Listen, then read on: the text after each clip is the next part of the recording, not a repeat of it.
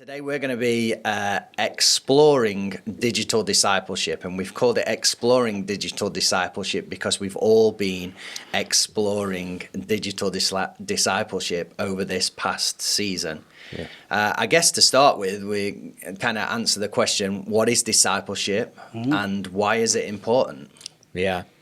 Well, I mean, simply said, I think discipleship is formation into the likeness of Jesus, growing people to become more like Jesus. And we could also say it's being apprenticed in the way of following Jesus as well. And that the gospel actually births us into this new kingdom, that it restores these four relationships. I believe the gospel is not just about our relationship with God, which it is, but also our relationship with ourselves, relationship with others, and our relationship with the world. And so it's being formed into the likeness of Jesus in the context of those four relationships. So let's try and explore that a little bit.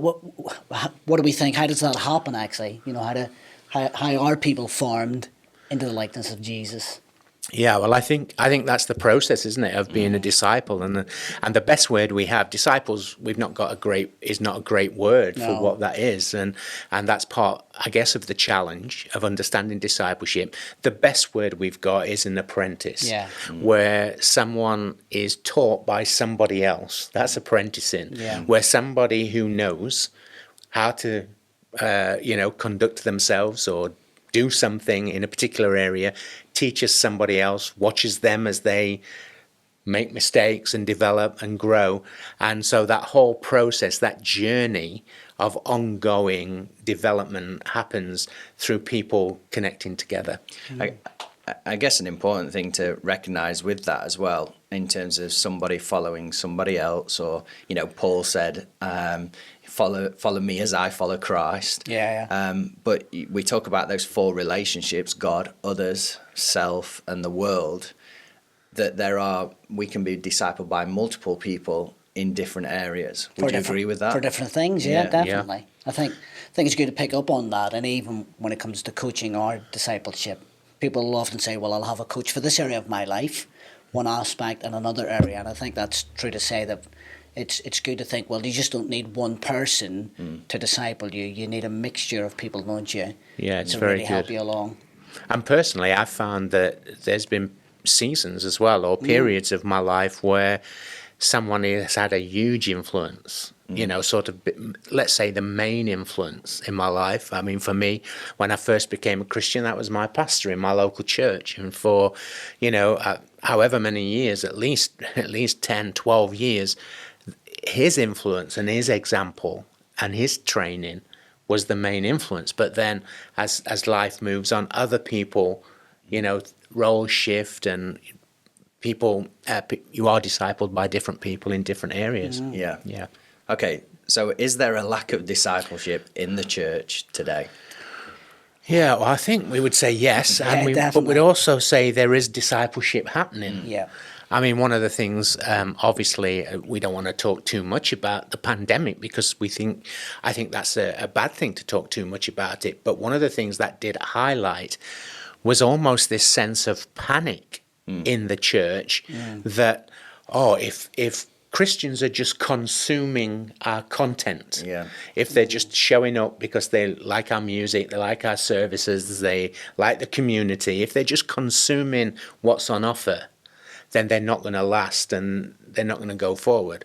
But if they're disciples of Jesus, and we've made disciples of Jesus, and also that happens not through people, through the interaction, then they'll last. Whatever happens, just like the church has for 2,000 years. And so there was this panic. Where's the level of our discipleship at in that? And I think also, if we're saying yes, there is a lack of discipleship, I would say in some of those areas we mentioned too, I think we've got strong discipleship ideas about how do we disciple somebody in their relationship with God. You attend church, you worship, you read your Bible, you pray, you get in a small group. That often is very Godward. But have we got any systems, any ways that we disciple people in their relationship with one another and their relationship with themselves and their relationship with their world? Maybe we're weak in some of those areas. I mean, it's good just to think through this idea that actually people did panic a little bit, didn't they? Yeah. To see, had discipleship gone down, were people going to turn up?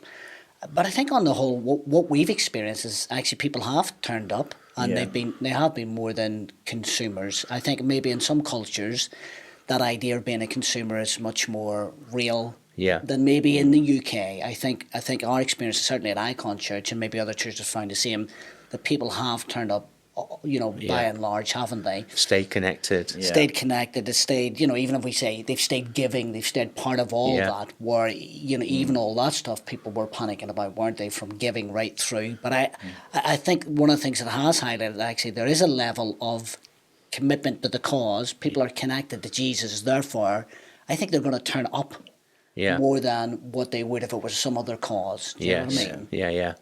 And I think you were mentioning those, those areas and those 4 areas that we've kind of highlighted, God, others, self, and the world.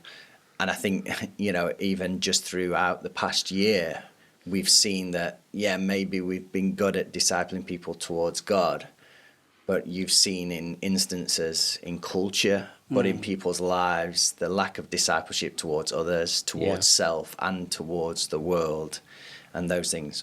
So we're talking digital discipleship, which really is like online, Zoom meetings, on your phone, however you want, messaging, all of that. Social media. Yeah. So here's a question. Is digital discipleship real discipleship? No, I think it's a big discussion, that, isn't it? I think aspects of it are real. Yes. Personally, I think a lot of it, you can do a lot of training, I think, online, and you can learn a lot, but you're still missing the human touch, aren't you, really? Yeah. And you need the human touch for discipleship. Not just the divine touch, of course it is that as well, but there's something about this interaction. So is it real? It is real. Is it working? It is working. But what would you choose if you had an option? Yeah. Do you know what I mean? It's a good question, that, isn't it? As I was thinking about this, I was thinking, well, how did Jesus disciple people? And I think there's some things you can do online. Yeah. And then there's some things you need that life on life. Yeah. And so I was thinking, well, Jesus taught the disciples, and that's how we disciple people, don't we? We gather together, we open the scriptures, and hopefully we're preaching messages that are relevant to Monday, Tuesday, Wednesday, Thursday, not just to Sunday. Yeah. And so that's discipleship. Here's how to live. Here's how to respond. And you can do that. You can do that online. You can have that communication. You can have that understanding online. But then when you watch the life of Jesus, discipleship happened as they asked questions. Well, what did you mean about that? Now, we don't do as much of that online. Now, you can do that online. You were sharing one example of that this morning. Even. Yeah, so like we were just doing like the YouVersion Bible app. We're not sponsored by them, by the way, but I think we're happy to be if they come to us.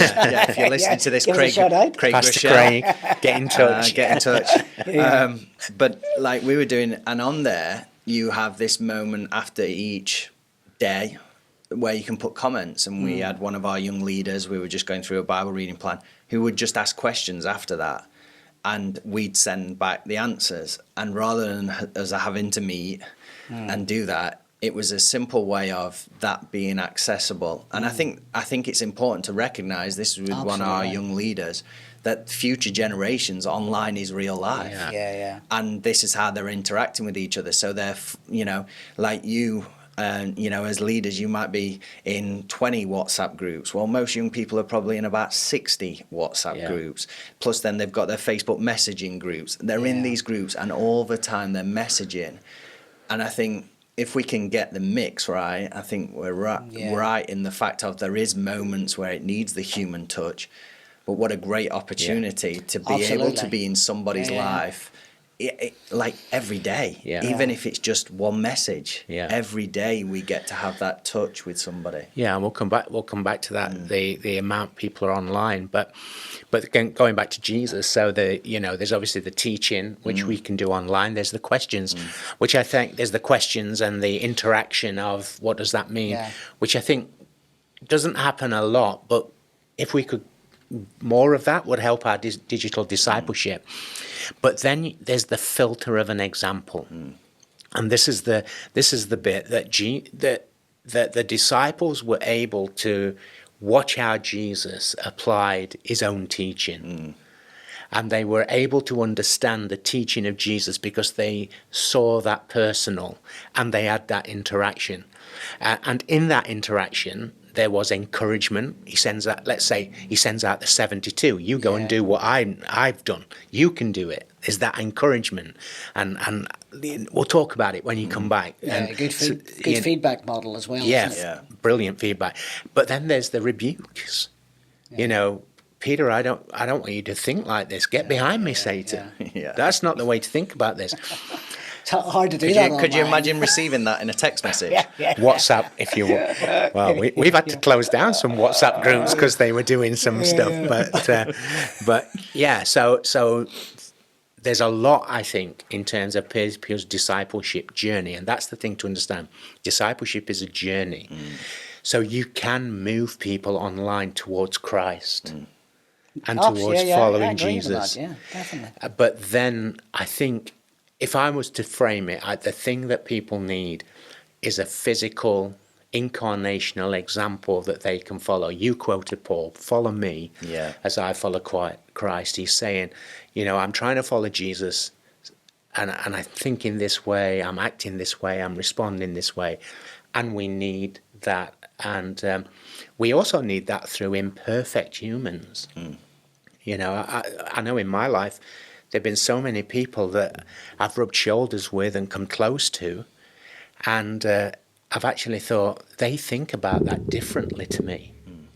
And that's been a challenge and helped me grow.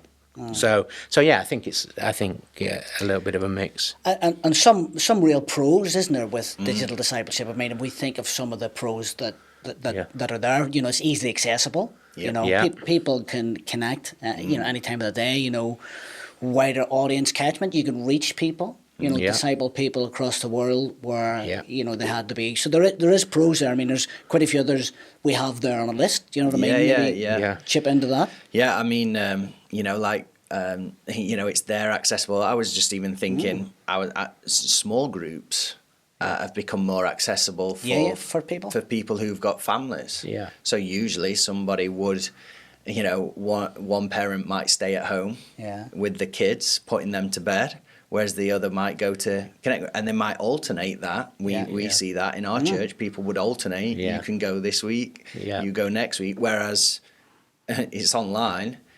Yeah, they're just putting the kids to bed. There'll be 10 minutes, and then they're in the small group, and so it, you know, there's that, you know, that kind of like easily accessible. It's there for them. So more touch points in one sense, isn't it? Yeah. You know, as you said earlier, because like if you can get stuff out to people once a day, and people, I suppose it's the engagement of that, isn't it? But it does give us that more touch points with people. So there is real benefits, I think, you know, in the digital world. It's not going anywhere. It's here to stay, isn't it, really? Yeah. I had a statistic, actually, just this last week, that people are reading 27 minutes of content per day on Instagram. Wow. 27 minutes just on Instagram. And they're reading 11 minutes of content from everywhere else. Wow. 27 on Instagram, 11 from books, newspapers, anywhere else. You know, and that's person. So people are being discipled online. And actually, the online environment is geared to disciple people. So, like, how many adverts do you see a day? Yeah. It's true. And that's people discipling us in consumerism and chasing commodities, you know. And so somebody is wanting to shape us into the image of consumers. Yeah. I mean, lots of people, not just somebody, a one person. But actually, I think it's a tool that we have got to use even better than we've learned to shape people into the image of Jesus. You've asked actually, or you said a phrase, or you've asked the question of our church, are we being discipled by the world, or are we being discipled by Jesus? Great question. I think this is really important to recognize in digital discipleship, because it's very easy to be discipled by the world rather than by Jesus. You know, you can say like who you listen to most is who you'll become like, or your thoughts will become like that. And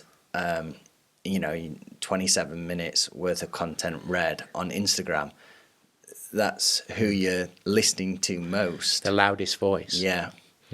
And I think, even just talking to the people who are listening, maybe it's a question we have to ask ourselves. I know I have to ask myself, who am I being discipled by? Is it the world? Or am I being intentional about who I'm being discipled by, who I'm listening to, who are the voices that are speaking into my life? I think firstly, like, it's a good place to start in myself, but then also helping our churches and helping them realize that, yes, social media is here to stay. It's going to be around. Online is going to be here to stay. But let's use it wisely. I think is a discipleship moment in itself of, you could get discipled by the world. Who are you listening to? What are those voices? And I think understanding this is the starting place. So you've got to understand that stuff that we're consuming as we scroll our screens is shaping us. It's discipling us. Deliberately in many cases. But then also the algorithms. So when you like a series of things, the algorithms behind all of that technology are going to show you more of what you like and more of what you love. So eventually you're just talking to yourself. I'll say it's interesting because this has just come to my head, because I say to like some of our young people and some of our young adults, I'll say, you need to get around people who are not just going to tell you what you want to hear, they're going to tell you what you need to hear. Social media is just going to tell you what you want to hear. And it's going to point you to that all the time. But again, we can harness that in one sense, because like if we've got, if our people in our setting, they're online and they're watching the right stuff, then those algorithms, whether we like it or not, are going to push similar content their way. So it can work to our advantage. And we, I suppose, coming back to that idea, how do we harness that as followers of Jesus? What do we do to harness it? Because it's like it's not going anywhere, so we've got to do something with it. We can't ignore it. We've got to somehow harness and use what's out there. Because I think Jesus would have done the same, wouldn't he? Really? It would, and I think one of the things we've got to help people understand is Jesus is not always going to agree with you. Discipleship often is the reforming or the reshaping, and he's going to change your mindset. He's going to change how you think about things, and if you're not being challenged and transformed and changed, you're probably not being discipled by Jesus. I like that. You're actually being discipled by the people you agree with. And you're just getting more sucked into that. So when push comes to shove, you'll make choices based on that discipleship, not the following of Jesus. And so we need people to understand that actually that conflict, it's not really conflict, it's a shift in perspective and mindset is actually shaping us into the image of Christ. I mean, I like the idea we've talked about in a different context. This sort of discipleship is rubbing against one another and rubbing off on each other. And I think you need that in real life, because you need the online stuff, but you need to connect with people so that actually they can rub you up the wrong way, because that's when your discipleship becomes real. If someone triggers you, that's when patience comes in. Well, you don't need patience if you're on your own watching. You know what I mean? You need real life people who are going to trigger you sometimes. Not that that's an invitation to do that, by the way. But, you know what I mean? You need people in your face a little bit. So there is that rubbing. And there is that building together as well. So there's space for it. And I think we found some things have been successful for us as Icon Church. If I just highlight a few things for like Alpha Course online has been a huge success for us, in the fact of, like when I say to someone, hey, there's a 12-week course you can do about exploring Christianity. It's like 12 weeks. Like that's like 3 months. but actually online, we've seen the retention rate on that really high. And people probably higher connect than with in it. the room, Yeah, actually. a lot higher it has, than in the room. And so that's been a success. Our small groups, they've grown. Attendance has grown in that. People connecting with that. I'm just thinking even of our leadership meetings. They've become more accessible for people and able to do that. And, you know, I'd encourage people, don't just like have a look how to run an online meeting. Because don't just try it. But do that. So we've had some successes, but also there are challenges behind it. You know, you mentioned like, you know, rubbing up against each other. Well, if you rub me up the wrong way on a Zoom, I'm going to leave meeting, or I'm just going to turn my camera off. I'll snooze you for I'll snooze you for 30 days or whatever it is. I'll put it on mute or something, or close down the video. I mean, there is some challenges with digital discipleship. We've got to be real with that as well. Like, and just coming to that, like people, I suppose, can hide behind a screen. It's easy, isn't it? You know, like if someone's talking about an issue and somebody on the other side doesn't like it, it's, you know, they can just switch off the screen or hide behind there. Where it's harder to do that in a group setting. You know, so there is challenges there, really. And what are the other challenges we think there is?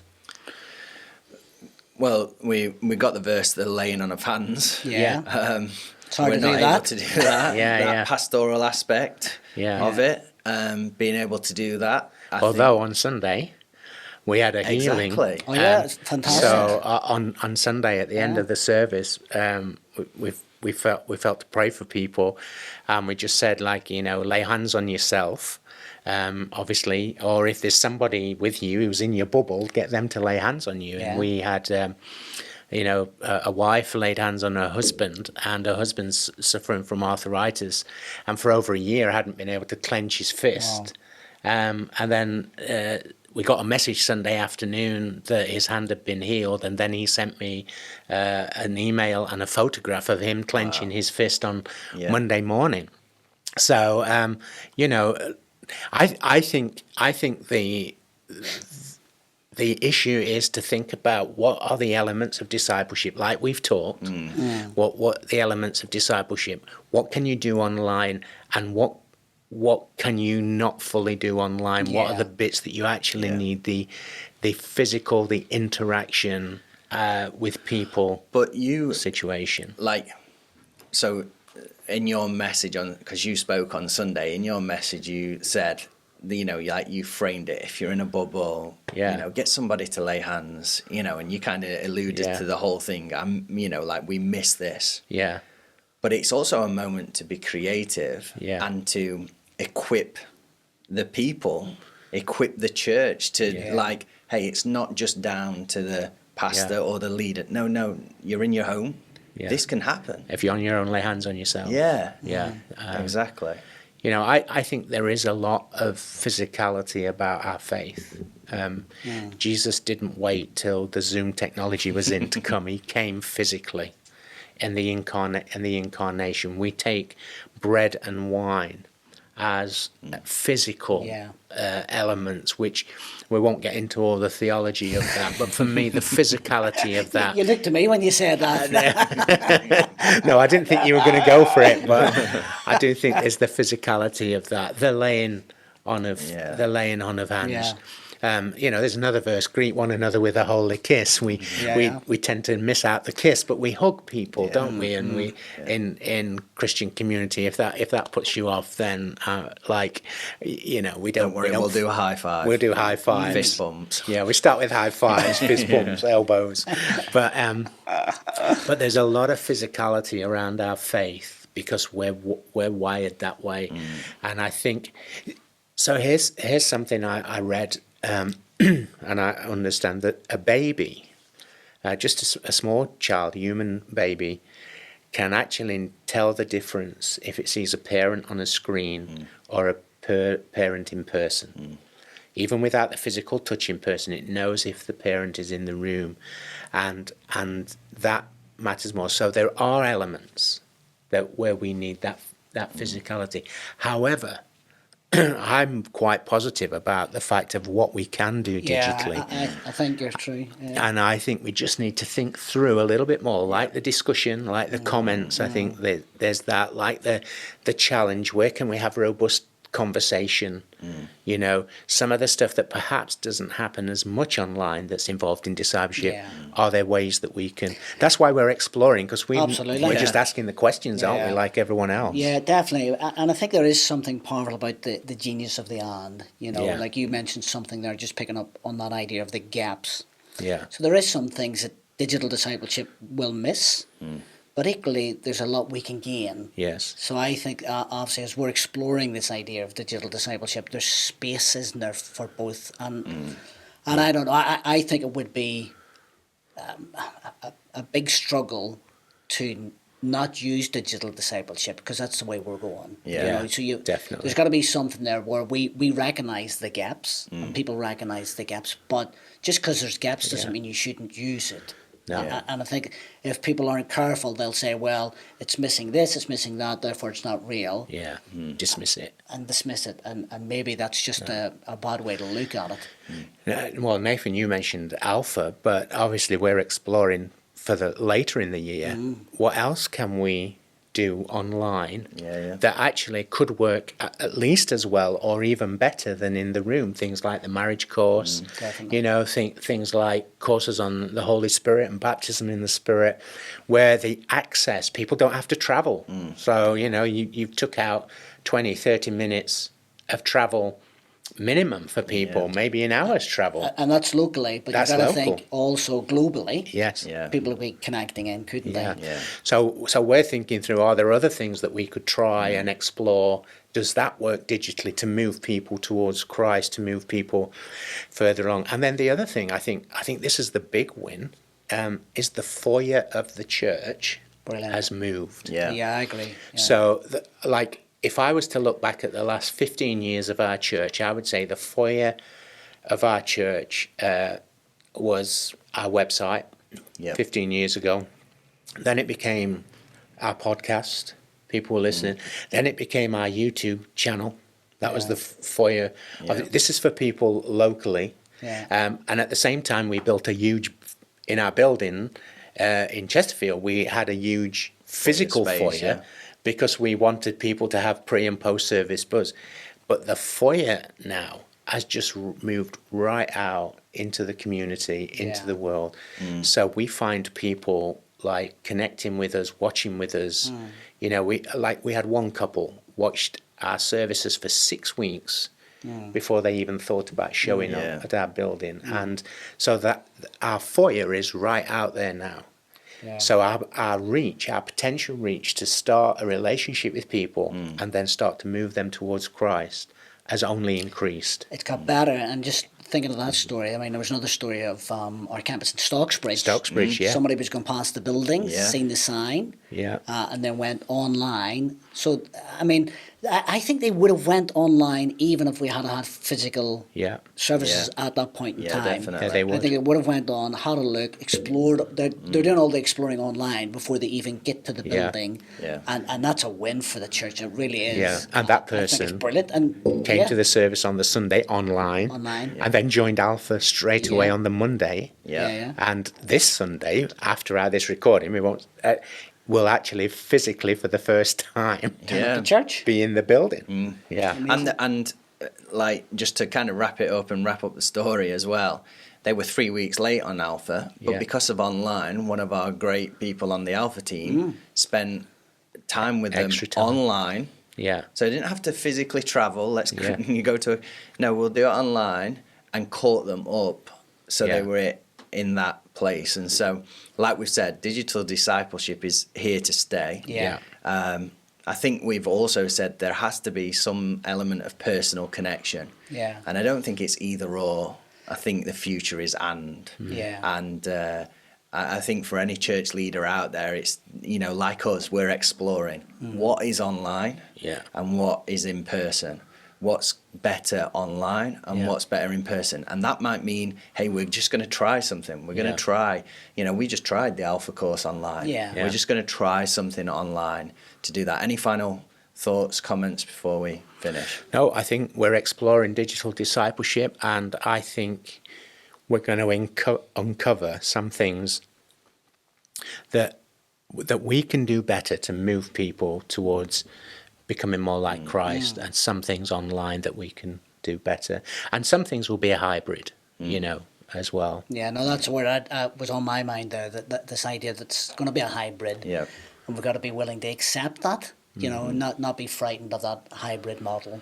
It's there to stay, and I think people have just got to embrace it. That would be my take on it. Great.